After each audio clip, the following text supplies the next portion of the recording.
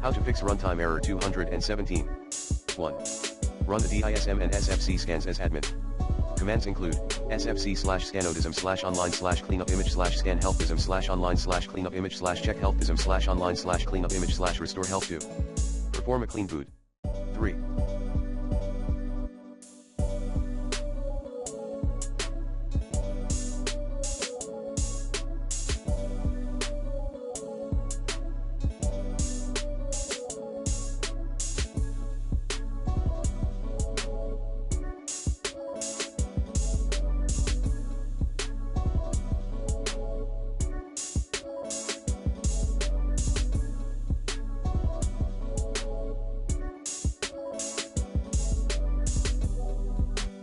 Reset your PC.